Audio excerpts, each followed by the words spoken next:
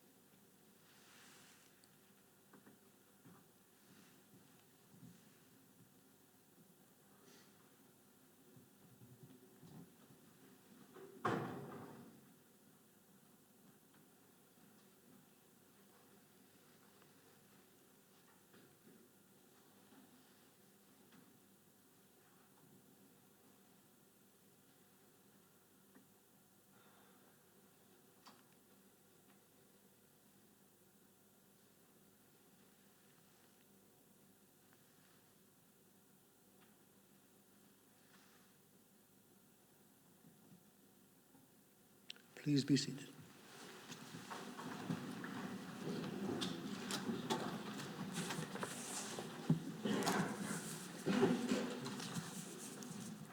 Item 1, apologies for absence. Thank you, Chair. I've received apologies from Councillors Allen, Ashton, Buchan, Cook, Hargreaves, Jackson, Morley and Leedham. I think with it being half-term, it demonstrates we might need to think about these meetings in the future. We've had a number of apologies this evening. Moving on to agenda item 2, declaration of interests. Have any members got any interest to declare at this meeting? Councillor Moore. Chair, yeah, just to declare a personal interest in agenda item 9.1.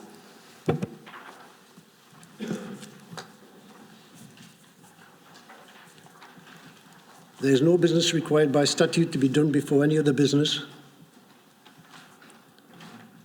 Item 4, to approve the minutes of the meeting of Council held on the 26th of January 2023 as a correct record. Councillor. Thanks, Chair. I raised a question on the previous meeting's minutes, and I know it doesn't appear in this set of minutes, so I'd just like it recorded, please. Okay.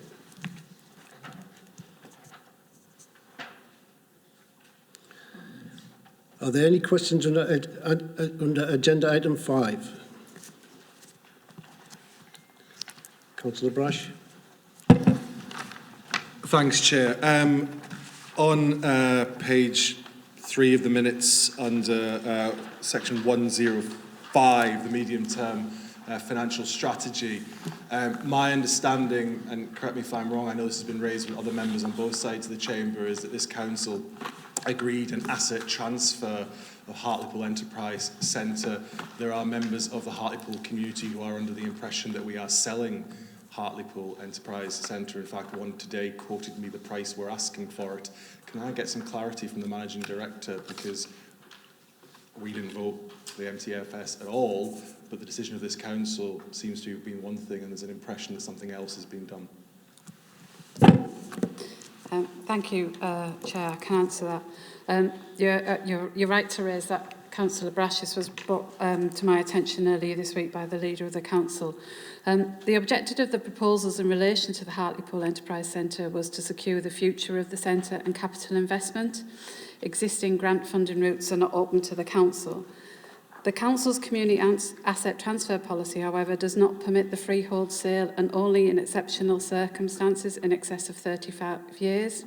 This would enable third sector organisations to access funding as funders require the security of the organisations owning the freehold.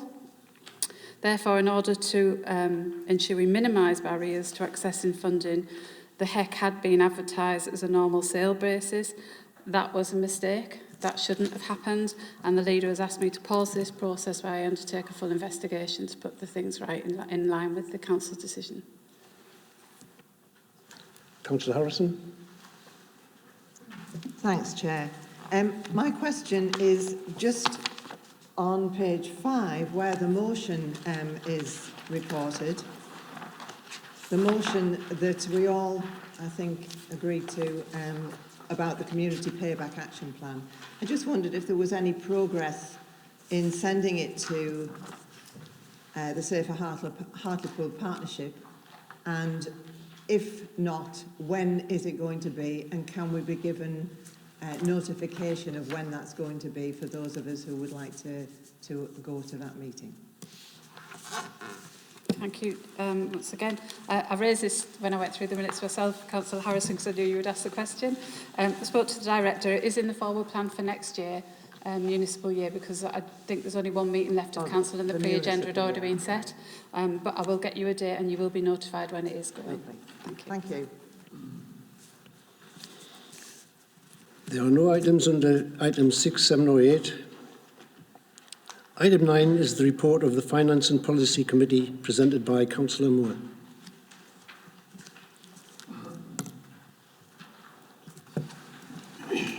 Thank you, Mr Mayor. The report in front of members this evening provides an update on the works that have been carried out to secure sufficient safeguards and assurances within the Hartlepool Development Corporation Constitution since we last discussed this in November 22, and to seek members' endorsement of the updated Constitution. An MDC is a statutory body created to accelerate the regeneration of a defined area. An MDC can draw on a wide range of powers to acquire, develop, hold and dispose of land and property and develop infrastructure by dedicated specialist capacity, securing additional investment and streamlining processes. Members are aware that the Mayor can request the transfer of publicly owned assets to the owners of the Development Corporation and a separate consultation process is expected to be carried out by the Secretary of State any day now. We have negotiated with the Tees Valley Mayor to include assurances and safeguards along the spirit of the Council delegations to the Managing Director, and they're set out in the report. They are: the Mayor will not have a casting vote, HBC elected member representation must be present for any meeting to be quorate, that the Board cannot make decisions that impose financial or other liabilities upon Hartlepool Borough Council, that an elected member of Hartlepool Borough Council will be the Vice Chair of the Board, the Managing Director of Hartlepool Borough Council is a non-voting member of the Board, and the Finance and Policy Committee held on the 13th of February considered the attached detailed report and made the recommendations that are before Council this evening. Members are asked to endorse the MDC Constitution, note the overarching principles governing the asset transfer, and that work will continue to agree financial compensation, to provide comment to feed to the Secretary of State consultation relating to the transfer of HBC-owned assets, and to delegate authority to the Managing Director in consultation with the Chief Solicitor and Section 151 Officer to negotiate and agree the heads of terms of any accompanying MOU or legal agreements between the MDC and HBC, including the scheme of delegation in relation to the transfer and discharge of planning powers. That's all, Chair. Does anyone have any questions on the report? Councillor Brash. Thank you, Chair.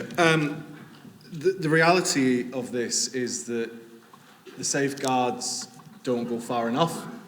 They're nowhere near what the Labour Party proposed.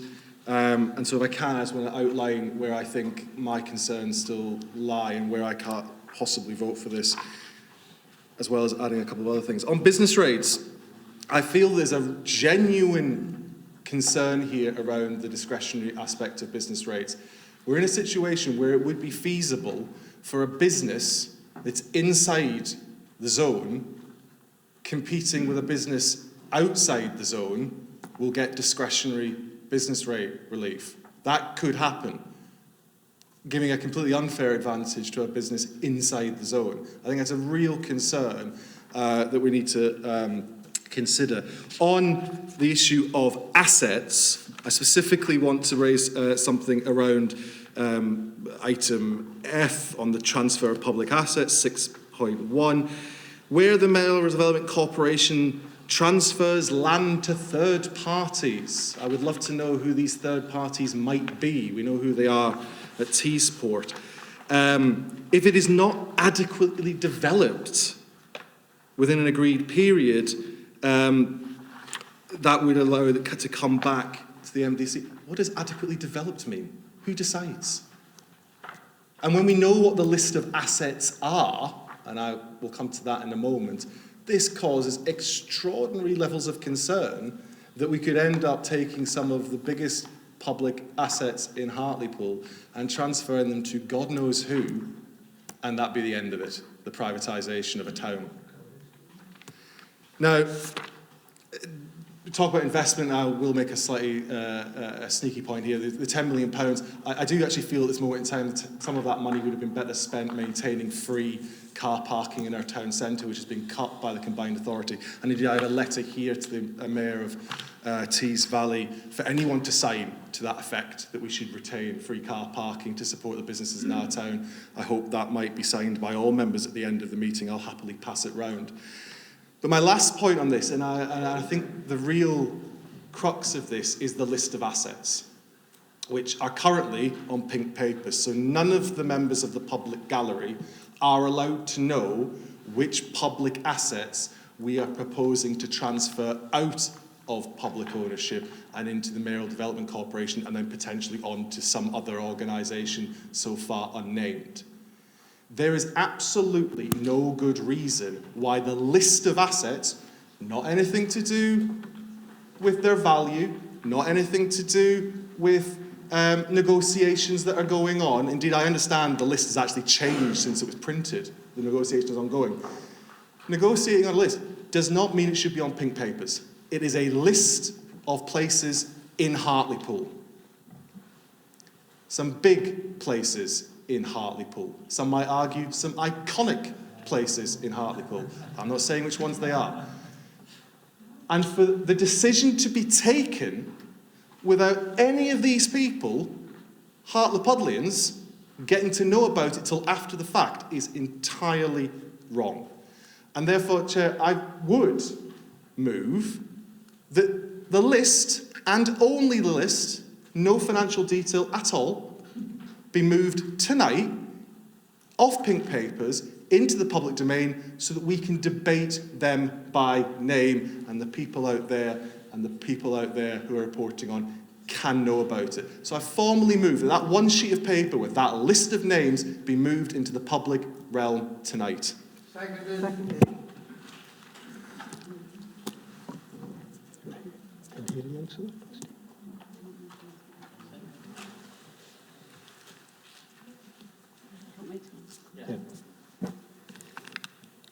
I mean, your comments are noted on a number of the points, Councillor Brash, but now you've moved from the floor that the pink papers go to open papers. We will have to go to the vote. Can I just clarify, because that's not quite what I just said. I did not say the pink papers in their totality, far from it. I said the literal names of the assets. Literally the names of the assets and nothing more be placed into the public domain. As they have been in Middlesbrough, I note. So the reason they are on pink currently, and it's up to the floor of council, is we are still negotiating with the combined authority and we're still waiting for consultation from the Secretary of State. I cannot comment on what's happening in Middlesbrough Borough Council. However, now you've moved it onto the floor and it's been seconded, the floor can determine whether we list the names this evening. You would have to go to a vote. Can I ask you a point of clarification? We're not currently in negotiation on the names of these assets, are we?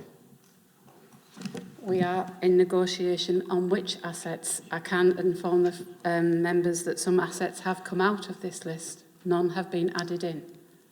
But therefore, there may be that more come out, which is why they remain pink and it's therefore confidential. But with respect, Hartlepool Enterprise Centre is known to the public and we're trying to asset transfer that, allegedly. So the public have a right to know that that's going on.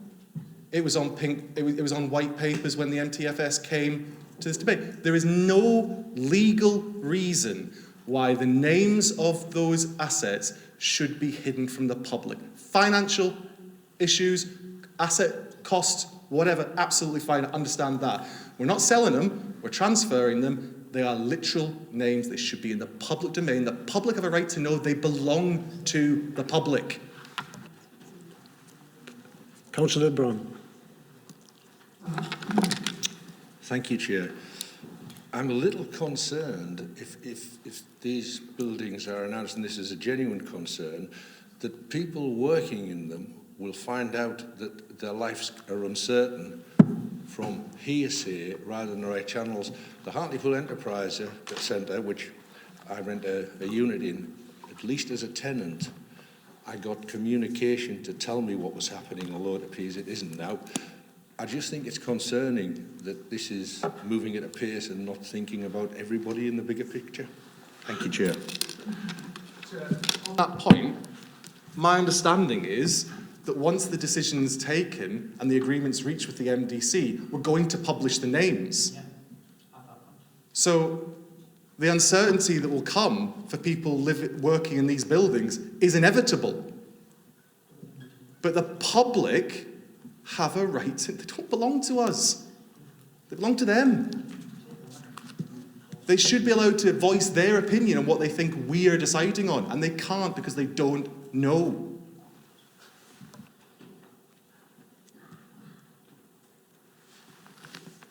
Chairman, I suggest we move to the vote, and then, because that's standard practice, and then we'll debate it afterwards and explain. Go to the vote. We'll go to the vote. Thank you, Chair. So we're voting for the asset list to be made public. Councillor Boddy. For the named buildings to be made. Councillor Brash. For. Councillor Brown. Against. Councillor Cassidy. Against. Councillor Clayton. For. Councillor Cowie. Against. Councillor Cranny. Against. Councillor Creevy. Councillor Faulkner. Councillor Feeney. Councillor Fleming. Councillor Groves. Councillor Hall. Councillor Harrison. Councillor Howson. Councillor Lindridge. Councillor Little. Councillor Loynes. Councillor Martin Wells. Councillor Moore. Councillor Nicholson. David. Councillor Veronica Nicholson. Councillor Reeve. Councillor Sharp. Councillor Smith. Councillor Thompson. Councillor Young.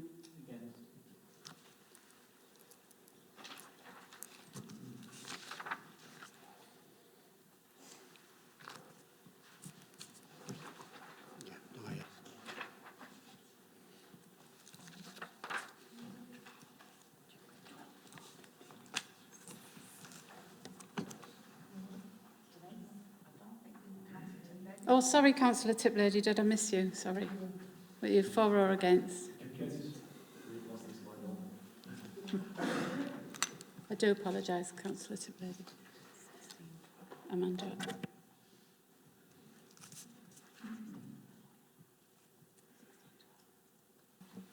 That motion is lost 16-12. Councillor Moore. Thank you, Chair. I note and acknowledge some of the concerns raised by Councillor Brash, but where I disagree is in relation to the listing of the assets at this moment in time.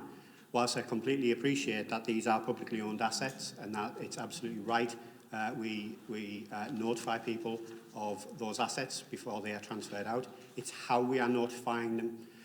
There is an emerging pattern of people finding out things that are going to be happening to either a building or a service or something that they use by political means, as opposed to through the correct methods. Now, the right thing for us to do here is for the council and council officials to speak to the potential tenants or service users of the assets that we're talking about tonight, make them aware of what is going on or what is being proposed, and answer any questions they have, rather than us standing here tonight, grandstanding, potentially sowing fear among people without them having the opportunity to answer those questions correctly, get correct answers to their questions.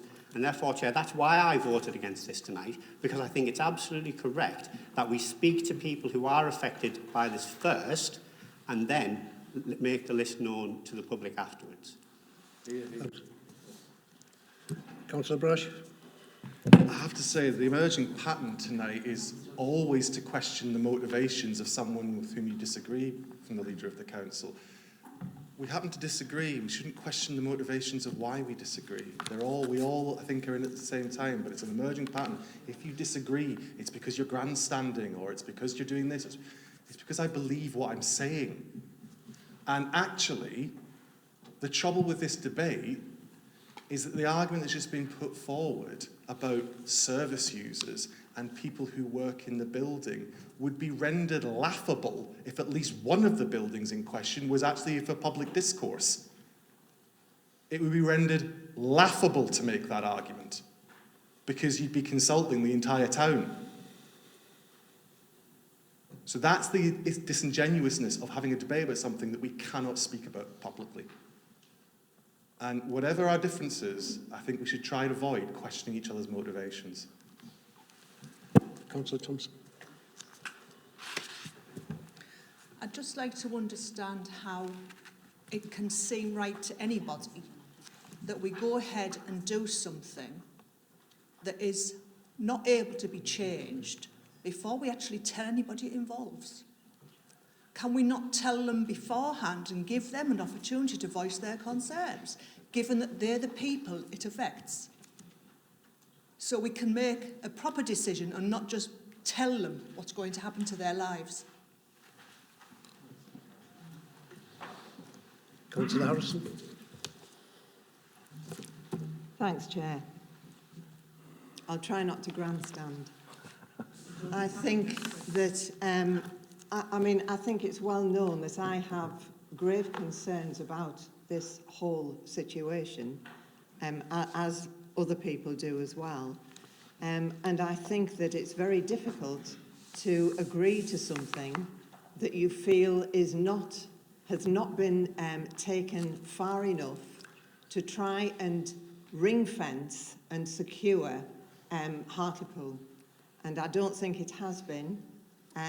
I do accept that I think the people working on this have done as much as they feel they can, but I think that some of those recommendations that we discussed earlier, just as as a separate item some time ago, I think that some of those would have helped to actually make things more secure for us as a town. And I'm just very concerned about the whole situation, and I want to express that very strongly, because I can't go with. Councillor Faulkner. Thank you, Chair. Excuse me, I'm still full of cold from a month ago. I also have reservations on 6.3F. On the transfer assets and then going back again. I'd like to know on page 46.1. No, sorry, it isn't. It is page 2 for the master plan. Who are the key partners?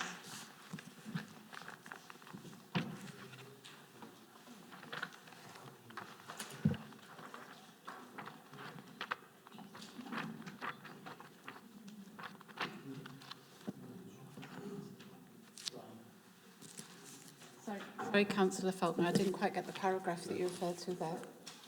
On there, so there's been a master plan. Yeah. On page 2, item 4, it says the purpose of the master plan is to build upon ongoing plans and investment and set out a high-level framework which has been developed with key partners. Who are the key partners?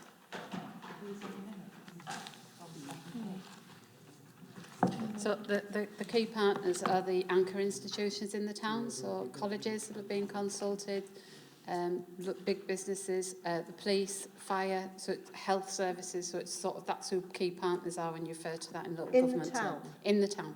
Not in the team In Hartlepool. In Hartlepool. Hartlepool, Only right. Hartlepool people have been consulted as part of this master plan. Right, okay, thank you.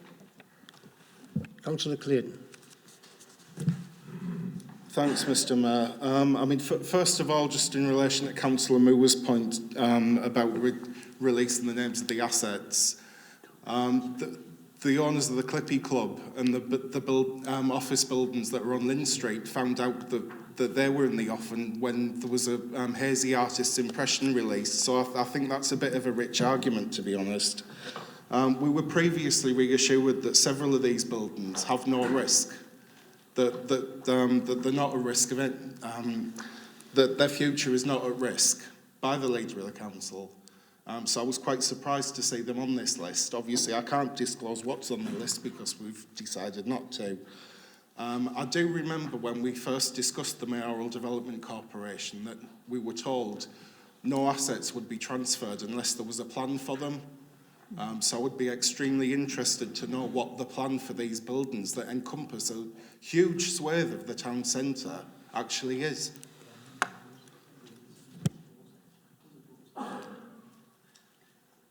If that's it, Chair, if that's a question to me, I'll answer it.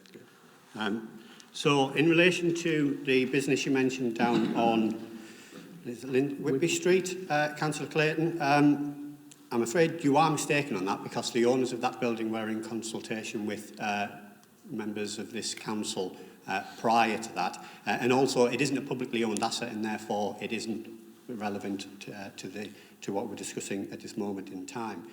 The other asset you specifically talked about, which I have on record said will always be safe as long as I'm in this position, that stands as I've always stated. And in fact, I answered a question during closed session to the leader of the Labour group and gave assurances on that. So I guess within your group, if you talked a little bit more, you'd get the answer you were looking for. Councillor Howson. Sorry, can I come back on that? Oh, sorry. Chair? If that asset is not at risk, why are we transferring it then? Chair, I think, to put it really bluntly, it's the whole purpose of the Mayoral Development Corporation to regenerate town centre areas within Hartlepool, and if that's somehow being missed by Councillor Clayton, then I apologise. Councillor Howson. Ask the question, when will the public be shown the plans for the Mayoral Development Corporation? The plans have been made public since November, Councillor Howison. The maps have been made public. No, we're talking about the assets, what we're at, the tangible things. So once we've reached agreement on the safeguards and protections and the reason why some items have been removed from the list is because we can't reach agreement on them, and you have tasked me to make sure I safeguard and protect Hartlepool Borough Council publicly owned assets, and because of that an item has been removed, and until we reach agreement on all of them, once we do, we will make them public. But I would suggest they need to come to a meeting of members in whichever the Chair of Finance and Policy and the Chair of the Council determine is the most appropriate within the consultation timescale set by the Secretary of State, because only he can agree what is transferred. Not Hartlepool Borough Council, not the Tees Valley Mayor. It is the decision of the Secretary of State. Chair, can I seek a point of clarity? Just that last point that the Managing Director made, the Leader of the Council's just said that one of the assets he'd like us to vote to transfer, he doesn't want to transfer or develop. I didn't say that, no. Or develop. So what the point of the transfer would be is anyone's guess if you're not going to do anything with it. But you've just said that the Secretary of State can make that decision irrespective of who the Leader of the Council is. So what kind of guarantee is that? I can't comment on the Secretary of State, but I would imagine that the Secretary of State would want to ensure that the local authority and the combined authority have reached agreement before he makes a decision. Councillor Young. Thank you, Chair, Mr Mayor, rather. I think we're at a point where we've had a discussion in finance and policy. It's been going on for a number of months now, and I think broadly speaking on both sides there's an agreement that any redevelopment and any regeneration support for the town is a good thing.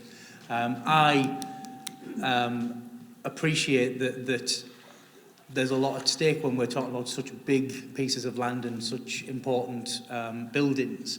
But on the flip side, we must at least agree that regeneration is a key part of what we're trying to deliver as part of our overall strategy as a whole council. And I think at Finance and Policy, members on both sides agreed with that, unless the voting record is incorrect. So I'm getting nods from the other side. So there is a fundamental agreement, apart from Councillor Boddy who abstained, so I'll acknowledge that. Yeah, absolutely. No, it wasn't. You abstained because you hadn't had a chance to read the paperwork, is what you said at the meeting, but there we go. So, I got them at the same time as you and I managed to read them, so there we go. So we're at a point now where members on both sides have agreed that regeneration for the town under this auspice is a good thing, and it is being voted for in good faith, and I think we need to maintain that good faith going forward, and I urge all members to support the Mayoral Development Corporation. Councillor Creevy. Yeah, thanks for that, Mr Mayor. One of my concerns is around safeguards. I think we're here to discuss safeguards. I'd like to know if the Leader of the Council is there as the Vice Chair of the Mayoral Development Corporation. Is he there as the Leader of the Council, or is he there as an elected member? And what happens if he...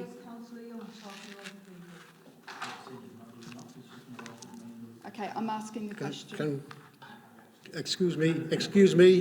Can we let Councillor Creevy, ask a question? It's not very clear. Councillor Thompson, please, can we just go through the chair, please? I haven't finished.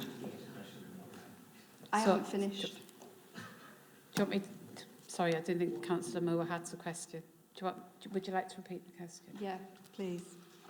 So is the Leader of the Council Vice Chair as Leader of the Council? Because the draft constitution states that an elected member is Vice Chair. And also I'm concerned about the fact that there is only one elected member who is a voting person on the board, and obviously you're there as a member of the board, but not voting. So I'm really concerned that there is only one elected member on the board. Also, I'm a little bit concerned about what happens if Shane Moore is no longer leader of the council. Is he still on the board? Thank you.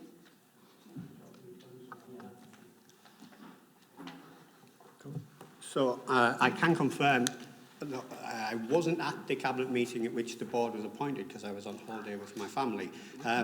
Though not just here, also in Middlesbrough as well, I was appointed to the board on a personal level. It does state that within the Cabinet minutes. That said, the reason it says within the Constitution that the Vice Chair is a HBC elected member is so that if it was only to state that let me just bring that back up. So HBC elected member representation must be present for any meeting to be quorate, and the reason it specifically references elected members is so that if there is a substitute, it means that the meeting can still go ahead, as opposed to it not being able to go ahead because I'm not there.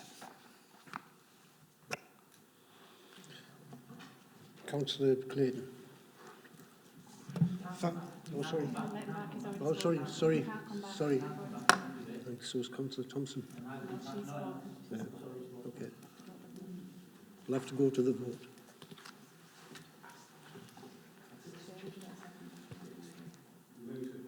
Yeah, seconded. Can we go to the vote? I'm assuming there will be some dissent, so we'll have to go to the vote.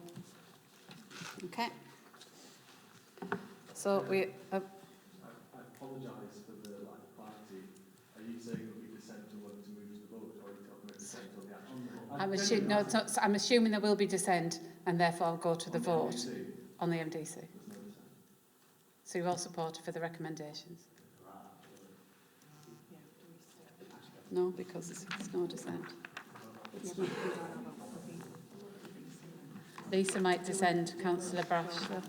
Can we do a show of hands, those in favour of the MDC?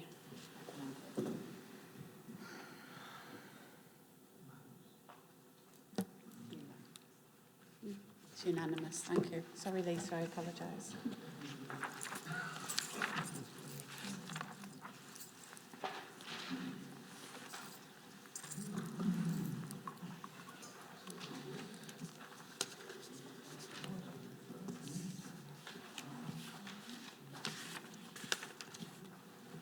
There are no items at item 10, so moving on to agenda item 11, as the report of the Finance and Policy Committee presented by Councillor Moore.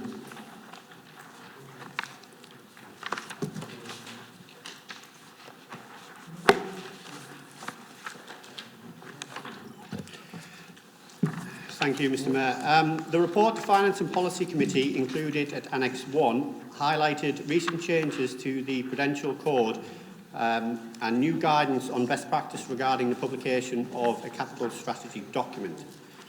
The objective of this document is to set out how councils manage their capital plans and ensure they are integrated within the corporate plan, medium financial strategy and the Treasury management strategy. The Managing Director will present the Treasury management strategy as part of her business report going forward. Council has previously approved the investment plan of £159 million in the town's assets.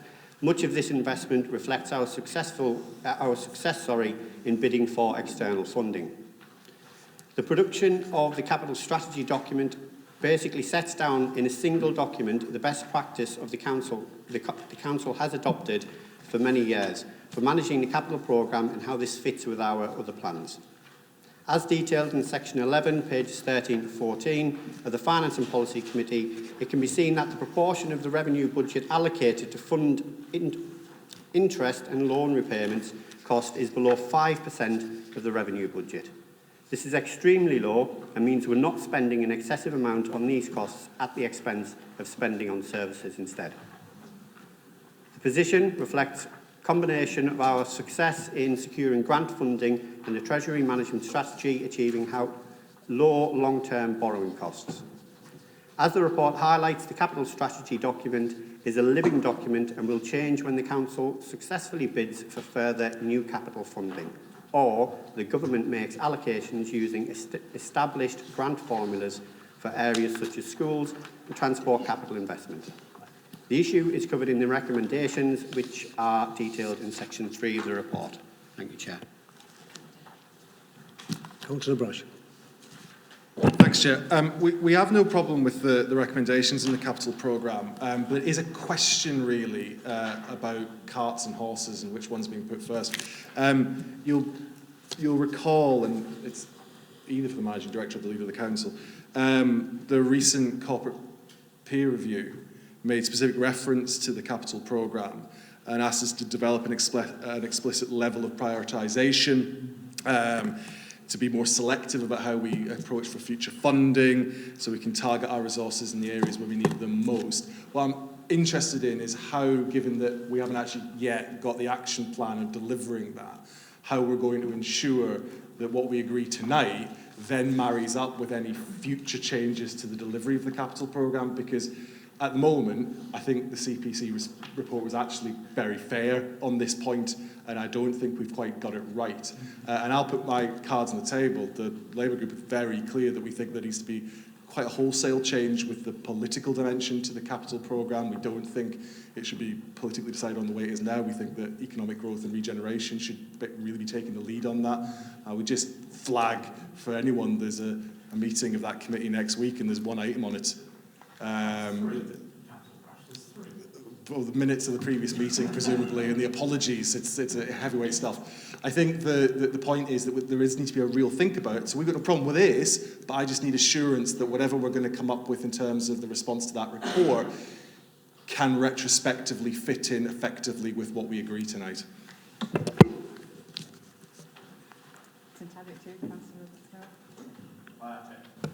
Tell you what, Chair, if it's all right with you, I'll respond, and then if the Managing Director needs to add any more. You're absolutely right, Councillor Brash, but I think this is a piece of work that has been going on before the corporate peer report came out. And it's good that we have this strategy in place, and it's right for us to move forward. But as I mentioned as well, it is a living document, and we will be able to update it and change it as time goes on. So I would hope certainly that as we feed back into the corporate peer review report, we'll be able to fit that into the report moving forward. Councillor Creevy. Yeah. Is there any point where we'll be getting an update on progress on some of the projects, such as those on page 8 and 9 of the appendix?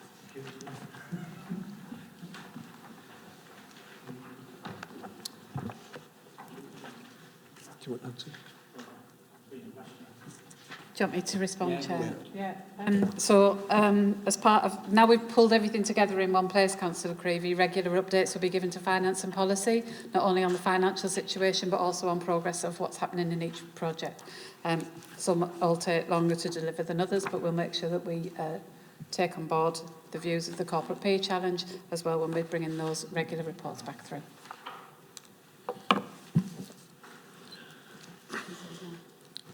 Moving on. Oh, sorry. Thank you, Mr. Mayor. Yeah, just to say that I agree with what Councillor Brash has said. We actually had a conversation on Monday about the prioritising of the items that we've got. There's a lot of capital items on the agenda that need to be delivered. I also agree with him that it should be probably added to economic growth and regeneration for discussion as well. So I'll push for that to happen as soon as possible.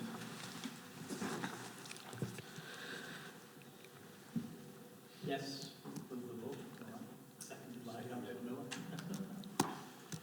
We'll go to the vote. Is there any dissent? No, that's unanimous then.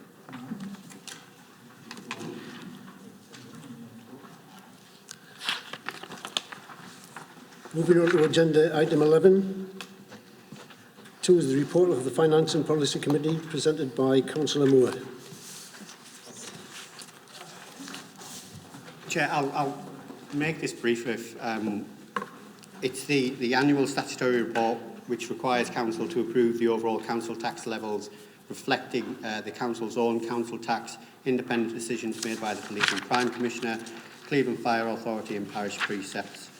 The report also provides an update on the final local government finance settlement 23-24 announced on the 6th of February. The Council will receive an additional £45,000 more than the provisional settlement. The recommendations are set out in section 5, and as always, Chair, this is not a vote on anybody setting council tax or anything like that. It's simply acknowledging that the Chief Financial Officer can count, and I would move, unless there's any questions, I'd move to the vote. Seconded. Councillor Brash. Whatever the Leader thinks of the vote, we won't vote tonight to endorse an increase in council tax. And before I go any further, can I say I'm genuinely looking forward to Councillor Cassidy's social media output after this. Your efforts last time of allowed us to tap into the Conservative member vote, which is, we're really pleased, so keep it up. It's fantastic work that you're doing. I came from a meeting just before I came here where a member of the voluntary sector told me in absolutely explicit terms, she described it rather charitably because she's a very nice person, the never-ending cycle of silliness. And what she meant was that as you put council tax up, you push people further into difficulty and then rely on statutory services that the state then pays for. And it's a never-ending cycle. So I respect entirely that the leader thinks this is a tick box exercise, and indeed if there is any passion from our side, I hope it's not misconstrued. But we won't vote to put council tax up in a cost of living crisis where people are struggling and they don't have money in their pocket to spend in our local businesses. We won't do it. We won't acknowledge it. We will vote against it every time it comes before this chamber. Thank you. Go to the vote. This has to be a recorded vote by law. Councillor Boddy. Councillor Brash. Councillor Brown. Councillor Cassidy. Councillor Clayton. Councillor Cowie. Councillor Cranny. Councillor Creevy. Councillor Faulkner. Sorry, Councillor Feeney. Councillor Fleming. Councillor Groves. Councillor Hall. Councillor Harrison. Councillor Howson. Councillor Leedham. Oh, sorry, he's not here. Councillor Lindridge. Councillor Little. Councillor Loynes. Councillor Martin Wells. Councillor Moore. Councillor David Nicholson. Councillor Veronica Nicholson. Councillor Reeve. Councillor Sharp. Councillor Smith. Councillor Thompson. Councillor Tiplady left the room while this was taking place. Councillor Young.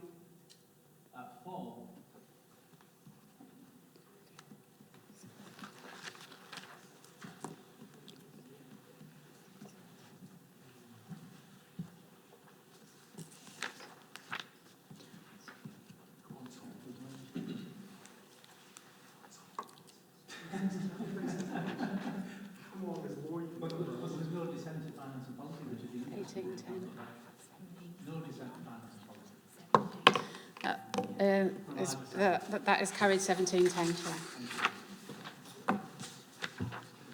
Councillor Young. Thanks, Mr Mayor. I just want to note what I've just said there to Councillor Brash, who's just made a comment about Councillor Cassidy, but nobody from their side in Finance and Policy voted against.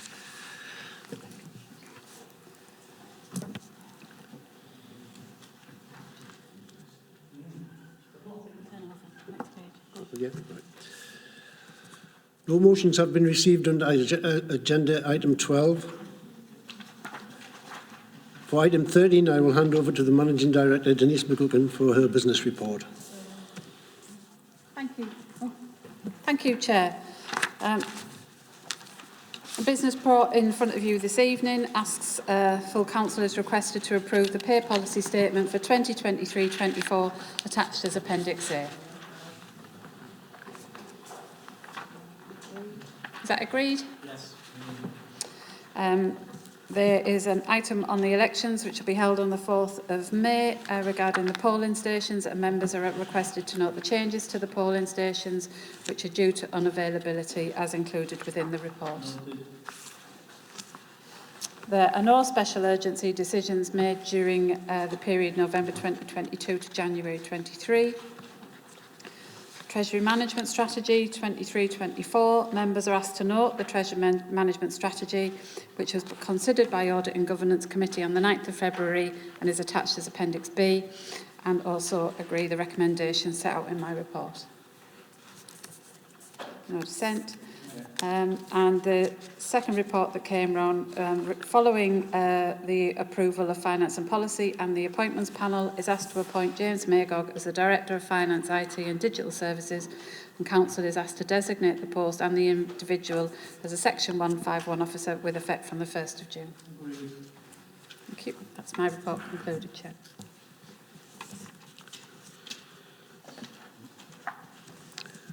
Two public questions have been received at agenda item 14. One from Georgia Churchill to Councillor Moore, Chair of Children's Services Committee. Sorry, Chair, George is not here this evening, and the Constitution dictates that I ask the question, and unfortunately I've lost the question. I think I've got it now. Thank you. I do apologise, Amanda. So the question is from Georgia Churchill. As a member of the Youth Parliament, she would like to ask the councillors for their cooperation in making sure the Wellbeing in Schools report is acknowledged and used by all schools within Hartlepool. She is also asking for further cooperation in her work within schools in the future.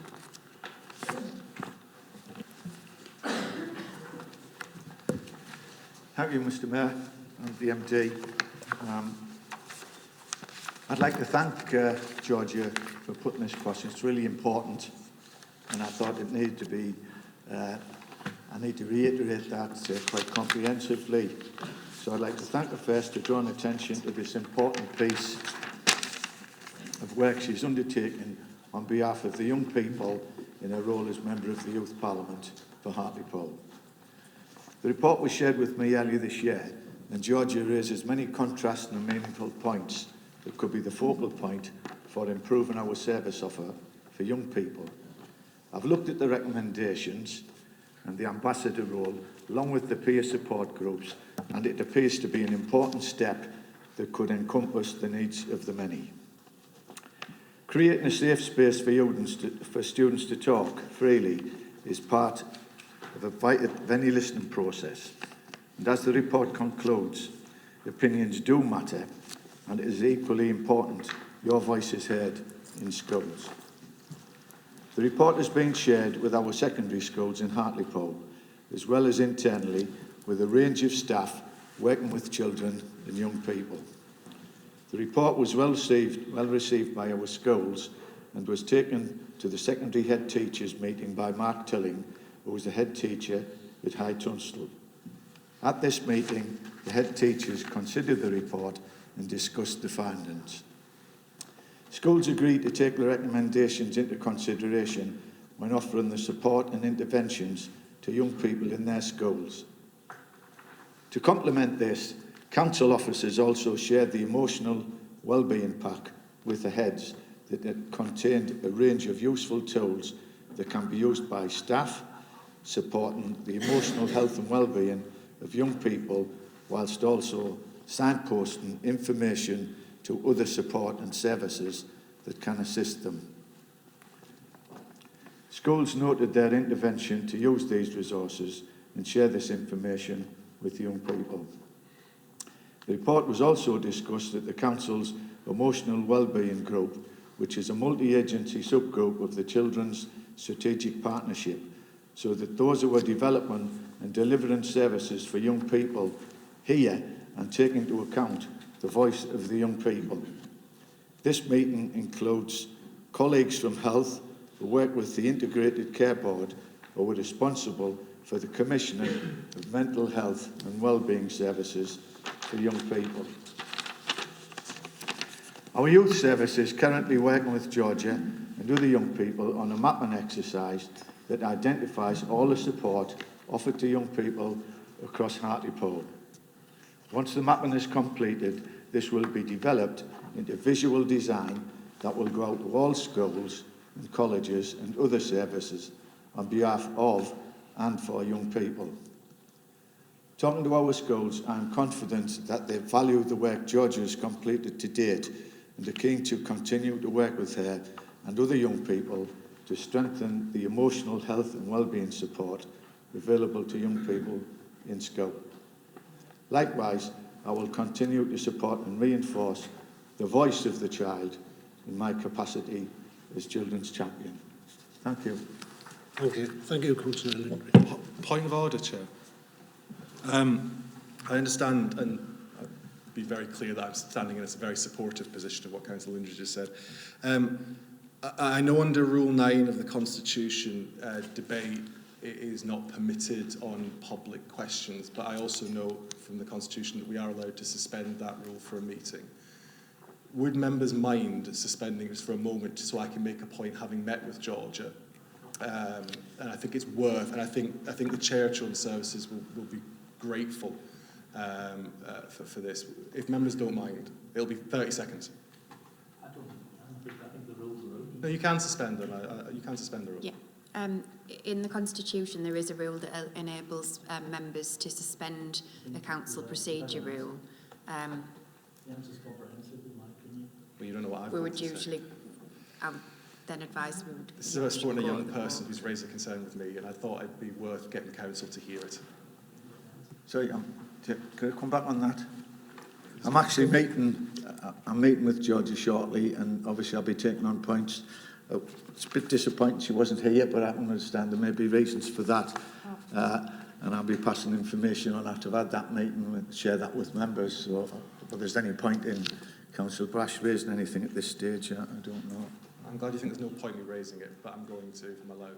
So I think my understanding of what Hayley's just said, my interpretation is we can vote if you want, because it sounds like it's a positive thing you want to say as well. It really is. But it is up to the floor of council to agree to suspend the procedure under whatever rule that was mentioned. Is there any dissent? For this particular question? Just for this particular question. Yeah. Can I just say, Mr Mayor, if I could just come in, it only would apply to this section of the meeting, and it's not to be seen as something that would be this question, this question of the meeting. Definitely don't want debate on the next question. Yeah. You can tell. I wonder why. Okay, Councillor. The issue I want to raise, and I absolutely believe the Chair of Children's Services, and I thank members opposite for giving me the opportunity to say, I believe the Chair of Children's Services will take this on and do something about it, is I met with Georgia and actually the group of young people who compiled this report. And I'm sure the good officers of this council have, but not one single school has responded directly to the young people who wrote the report. And there was a palpable sense of disappointment at the effort they had put in to talk about something so personal to them. And so I want to make council aware of that, because what I'd like from the Chair of Children's Services is to use his convening power, which is what he has as the Chair of Children's Services, to ensure that actually all the discussions that have taken place on the back of this brilliant report and great discussions that you've outlined, we actually go talk to the people who wrote the report afterwards about what we're going to do about it, because there was a real sense they spent a lot of time doing a lot of hard work and it had disappeared into the ether, which is the exact opposite of what we want young people to think about our civic democracy. So with that point made, I'm sure you'll take that on, but I think it's really important to recognise the level of disappointment that was felt in that meeting with me about the lack of response that they'd had. I'm sure it's an oversight, I'm sure it can be rectified, but it's important to get it on the record that it needs to be. Thank you, Councillor Brash. Councillor Moon? I wouldn't actually disagree with anything Councillor Brash has just said, but I'll make a very short point that I'd just say, Councillor Brash, that's probably another failing of the academisation of some schools.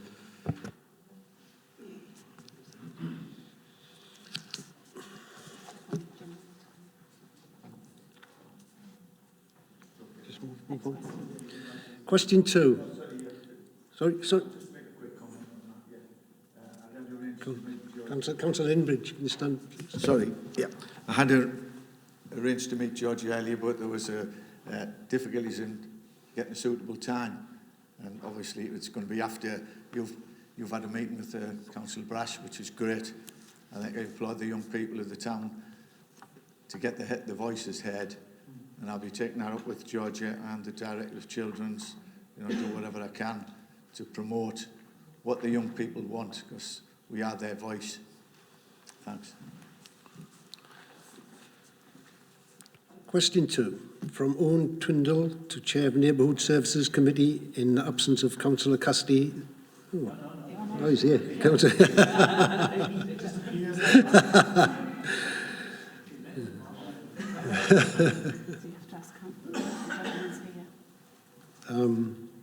From Owen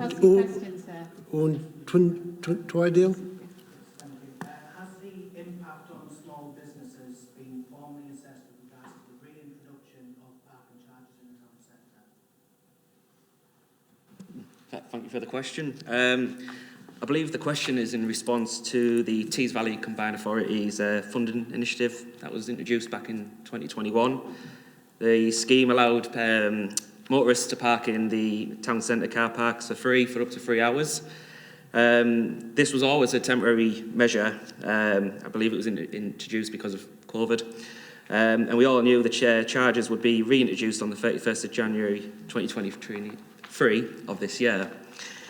The significant impact of inflation on the council's budget means we cannot afford to replace the funding provided by the TVCA, as other services would have needed to be cut. And I do, specify that, whilst I'm disappointed this scheme didn't continue, I'm also a realist. There isn't no magic money tree, and I would welcome if there was any scheme to come forward from the TVCA. I know I don't want to, what's the word I'm looking for, preempt things, but I know it's being discussed again at the Tees Valley Combined Authority Cabinet again, and I would welcome any news, positive news, going forward.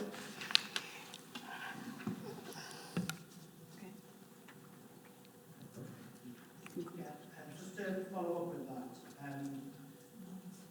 again, I just want to come back down to if there was any formal assessment on the economic impact it would have on small businesses, because it is a massive impact. But as a follow-up question to that, although it was the Tees Valley Combined Authority that initially implemented the trial, it was always known it would be a trial, so what planning and preparation was put in place, knowing that the trial was finished, to actually assess if the scheme had been a success or had actually driven trade into the town centre compared to when you had parking charges before the TVCA implemented such a trial? Well, Chair, as I originally said, this was part of the COVID strategy of bringing business into the town. At the end of the day, we were given a date of when this scheme would end, and we've just reverted back to the scheme, which I believe is it's free after 3 o'clock, which I believe it was a scheme that was brought in by the previous administration, and I think it is a fair scheme at the moment after 3 o'clock. But if I'm chair of neighbourhood services after the May elections, I would look at it again if need be. But as things stand, I think the scheme that we have as an authority is pretty fair.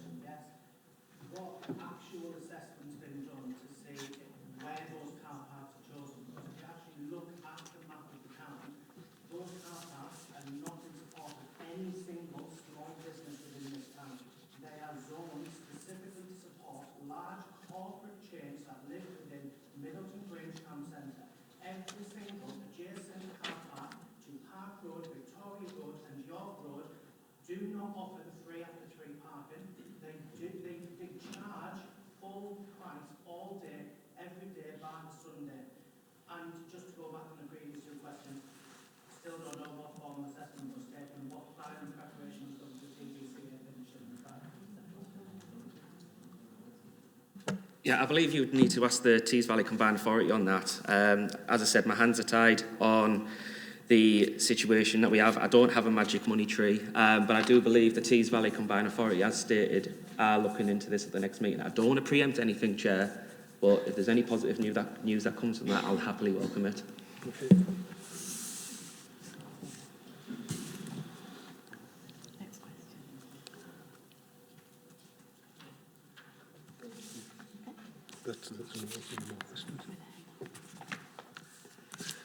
Are there any questions under agenda items 15? Questions to the chairs about recent decisions of council committees and forums without notice under Council Procedure Rule 10.1.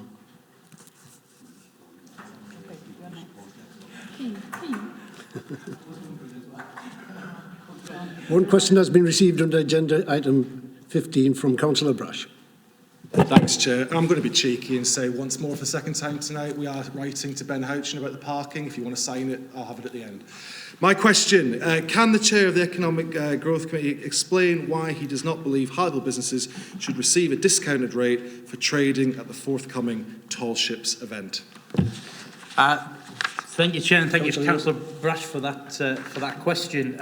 Quite publicly, I was on regional news as a result of this a couple of weeks ago, and the answer is no different. 160 companies were actually asked whether the pricing structure was fair, and they said that it was. Obviously, Tall Ships is a major international event that is not ticketed. It is free to everyone. It's a major event, and it's very exciting because of that. The pricing structure for trade, concessions, exhibitions does not reflect the cost usually charged for these kinds of events. It's much reduced anyway. Hartlepool registered businesses have been notified in advance of the application process, advised of the requirements of documents to be uploaded, shown a site plan and the prices to allow them to prepare their application ahead of the wider market. So Hartlepool businesses are being treated with the greatest amount of fairness and before the rest of the marketplace. The other point is that £2 million investment is coming from Tees Valley Combined Authority to deliver the event.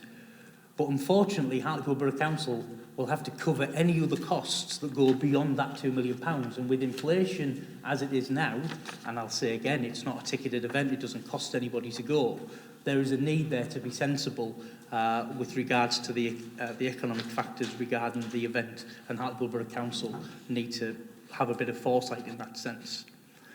Many businesses as well from outside of Hartlepool employ Hartlepool people. A lot of the supply chain for business outside of Hartlepool are employed by Hartlepool people, and they use Hartlepool services. So therefore, it doesn't always come down to a matter of geography. It comes down to a matter of being fair, and I think the process is being as fair as possible in this instance. And just to finish off and to reiterate, 160 businesses were asked about the pricing structure, and they said it was fair. Councillor Brash. Thanks, Chair. I am genuinely struck, and I was wondering whether Councillor Young would do it, but you've repeated the assertion that all the businesses consulted as part of that thought it was fair, despite the fact that there are businesses who have been sharing their emails that they sent to the council with their complaint that they didn't think it was fair. And now I'm blindsiding Councillor Young with that, and I'm happy to send it to him. I don't expect an answer to that tonight because he can only go on what he's informed, but there is clear evidence out there from local businesses saying they responded unfavourably to the rates that are being asked for, and publishing the emails to council officers. Indeed, Councillor Young was on TV with one of those businesses. He said all businesses are happy about 30 seconds after the BBC piece interviewed a woman who owns a business who said she wasn't happy.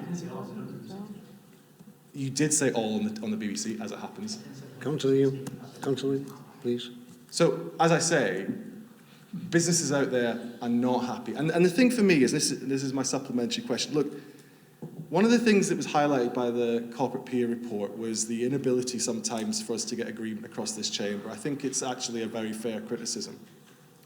This is an easy win.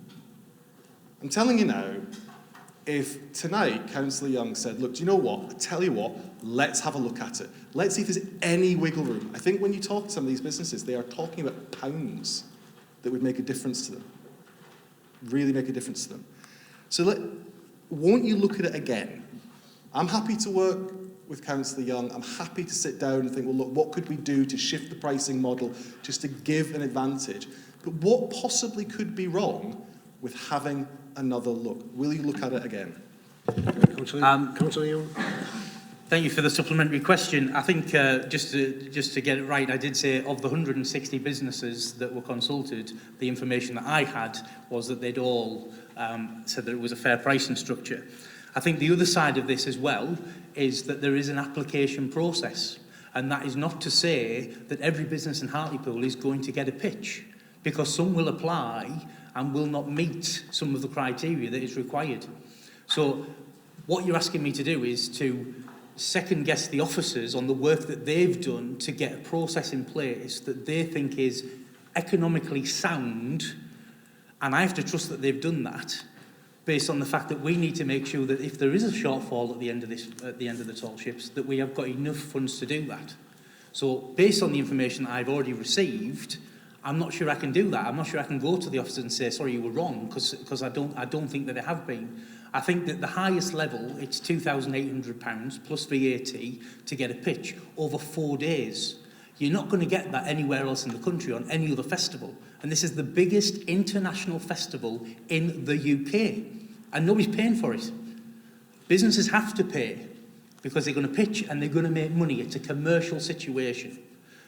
At the bottom end, I think it's, what's the lowest cost? Is it £300 or something?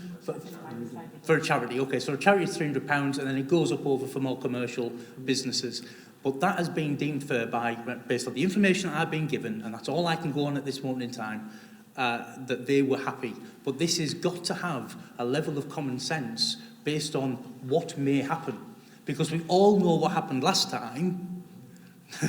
Yeah, we all know what happened last time. Some people had to come back here and ask £1.7 million to plug a gap. That ain't happening on my watch. It ain't happening on this side watch, and I'm sure you'll support that. Councillor Brash. Thanks, Chair. I think the issue here... Is there a problem, Matt? No. Okay, sorry. I was just sure I was within the rules. The issue here is the argument being made by Councillor Young has an inconsistency in it. This is the biggest event in the United Kingdom. Well, that sounds pretty good. That means big traders from outside Hartlepool are going to want to come here and trade. I reckon we could come up with a pricing structure that would charge them a little bit more in order to be able to charge Hartlepool-based companies. And I'm only talking about, even if it was only the ultra-small businesses who would have the lowest charge rate, a little bit more. And by the way, we are charging Hartlepool-based charities to have stalls at the tall ships, which I think on certain levels I find quite offensive, given that they're not-for-profit. You can't say it's going to be the biggest single event in the whole United Kingdom, but there is no possibility of being able to draw in more funding from bigger businesses from outside. They want to come, right? You just said nobody would pay as little as £2,800. Well, why wouldn't they? It's the biggest event in the United Kingdom. You just said it. Why wouldn't they pay more? That's the problem. And I can only ask the question again on behalf of a lot of very small businesses. One business told me the decision about whether they are there for those 4 days, and they're not sure because of the pricing structure, will be the difference between their business surviving and going bust. They're building, because she has to order now. Romagen Rootle, I hope we get on the record. She has to order now in order to have the produce ready, the glass jars available, which have gone through the roof in terms of cost. She needs to make a decision now, and she's not sure she can afford it at the prices we're charging, and that could be a business we lose in this town. One example of many. I just think we need to look at it. I can only ask the same question again. You don't have to answer it a second time. I believe we should look at putting Hartlepool first and making sure that we give them a discount in relation to prices at tall ships. Thank you, Councillor Brash. I think I will answer. It's not for the council to write people's business plans. You know, it's not. It's not for us to do that. If that person is saying it is the most important thing that they need to do for their business to get to this 4-day event, then they've already decided whether they're going to do it or not. Yeah, but they're going to make money. So they're going to go with their produce and sell that produce at a commercial rate and make money. They're going to make money. I'm not. I'm just telling you they're going to make money. Because in order for them to think about, if this event wasn't happening, is their business going to go bust? We don't know.